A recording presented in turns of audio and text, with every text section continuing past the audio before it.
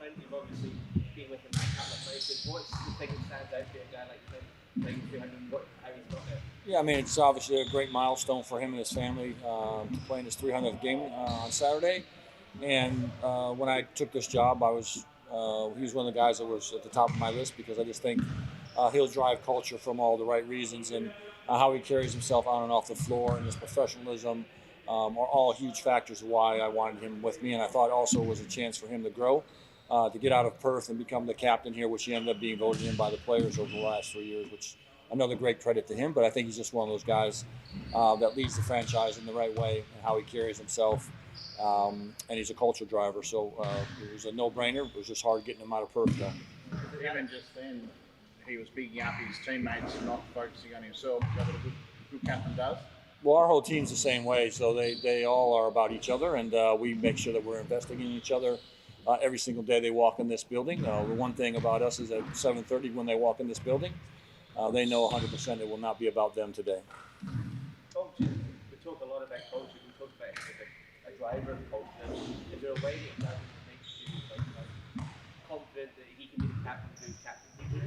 Well, I mean, you've interviewed him multiple times, and how he carries himself is very obvious to me. That how he carries himself, his daily habits, how he comes in here and works, his professionalism, I think, is a great standard for all of our players. And him leaning it at his age and what he's been doing at his age to get to 300 games is just a proven formula for young guys to follow. And I think when our young guys see him put in the work, spend the amount of energy he does in here to be a professional, I think it's just nothing more than inspiring, and you want to follow in his footsteps. Spoke a lot last week, Scott, about the defense needing to improve before that Brisbane game. Do you feel like you got back to somewhere you'd like it to be against the Bullets? Not really. We have a long way to go in those areas. We have a lot of undisciplined fouls, a lot of unnecessary gambles, and we'll continue to try to solve some of those and continue to show them. But until we get that under control, we're a long way away from where we need to be. Yeah, Clint spoke about getting teams back down into the mud, a little dragging them down into the mud. What does that look like in terms from a coaching perspective? How do you sort of make that happen? Well, I think the thing is our physicality and being smart in that way, and making teams uncomfortable. Every team has different styles of how they play, and for us, it's about being up and in and making teams uncomfortable. And in doing that, you're going to create some fouls. You're going to create some pressure on them. We haven't had teams turn the ball over as much as they have in the past. We haven't rebounded as well as we have also in the past.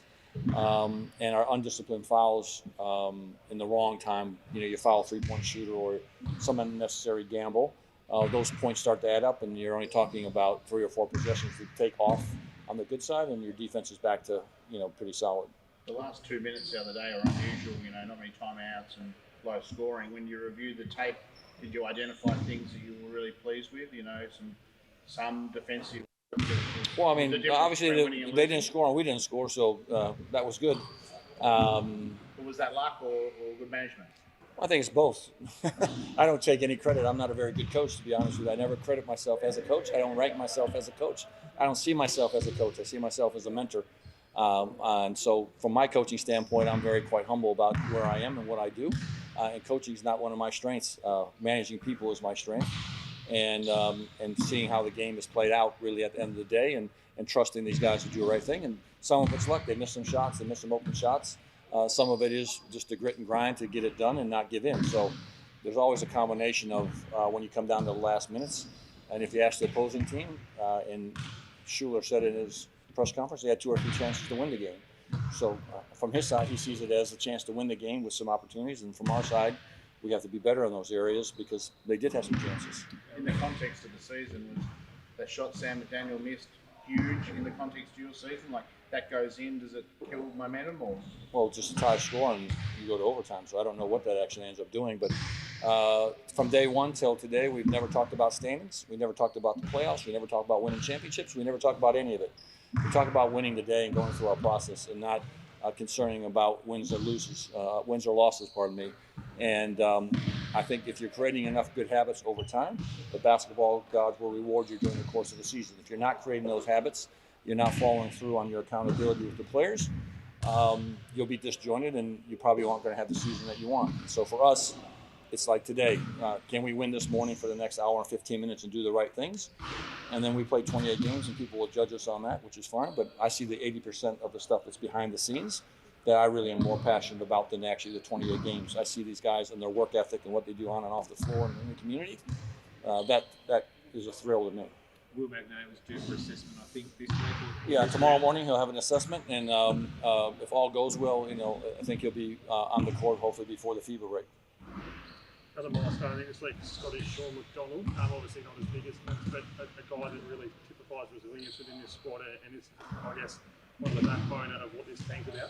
Yeah, I mean, I mentioned him today actually that he's a developmental player still this year, so he's going in his third year as a developmental player. He solidified himself and ready to go at the beginning of last season and never got him out of the lineup since. And so he's a perfect credit to a guy that when he came here, he's morphed into what we thought he would be. His body's changed, his attitude and how he's playing, the style we play, the person that he is. And, I see him being a long-term JackJumpers. I think he's a guy that you can continue to build around and have a franchise around, and he's still very, very young. So you guy you show, I guess, maybe guys that come in this year or future guys that come in and say, hey, if you work hard like this guy has, you can get to where he is now. Yeah, I mean, again, I just said it before you guys got in here, that, we've had guys come in here. Isaac White's another great example of a guy that was out of the league. No one wanted him. He struggled for 2 years in LOR. He comes here as an injury replacement player. They changed the rules. He's a development player. He doesn't play, but I see him every single day for time after time, putting in the work. And then eventually you put him on the court and he starts to succeed. And now he's playing ahead of Clint and Sam MacDaniel, and that's how it happens. And good on him because he got a 2-year contract out of that work. And I think we're the land of opportunity. I think when players come in here, if they do the work, they know that I'm not afraid to put anyone on the floor, and I'm also not afraid to sit anyone. What was the mood like in Launceston? Must feel good to travel 2 hours and still get treated like you're in your hometown? Yeah, I mean, they're fantastic up there. The Northwest is huge basketball country, obviously, and us building this brand and making sure that we're always engaged up there. That's why we start our training camps up there. That's why we have our family days up there, and actually put on a halfway decent performance in a tight game in a building that we haven't won in or have struggled to win in for a lot of different reasons. But ultimately, to come out of there and have the fans see us win a game there, and a close one, and exciting, and then the next morning wake up and have an unbelievable family day with them. It's all about building the brand, but more importantly, that this team for all of Tasmania, not just down here in the south. You spoke about maybe wanting a few more calls to go his way. I'm sure you'd like to see him on the line a little bit more as well. What have you made the officiating as a whole? We've seen other games that have maybe been over-officiated too. Yeah, I don't really comment on the referees other than the fact that they have a very tough job ahead of them. And, you're talking about a league that doesn't have professional referees. They only have a couple of them. And so you can't rely on them to be consistent across the board by just the nature of the beast. So for me, I go into the game not really thinking about them. Our players know my philosophy on the referees. And you just do the best you can. And sometimes they're for you and sometimes they're against you. 36 in this week, what have you made of their last couple since we decided to build a couple of wins together and get the season back on track? What have you made of them? Yeah, they're good. They're big. They got great guards that can score. They're good. Every team in this league, like I've said before, you'll get beat if you don't show up. Everyone's good enough to beat each other. I think probably United has separated themselves from the pack, and then there's about 7 or 8 teams that's going to beat the hell out of each other during the course of the season, and someone's going to be left standing and some won't. But they're really good and talented and athletic, and we'll have our hands full with them. I think Marcus has been on that free throw line for about 40 minutes now. Is that an area you'd like to see him improve nailing his free throws? Well, he hasn't overall been a great foul shooter in his entire career, so the fact that he's working on it is obviously really, really good. So, yeah.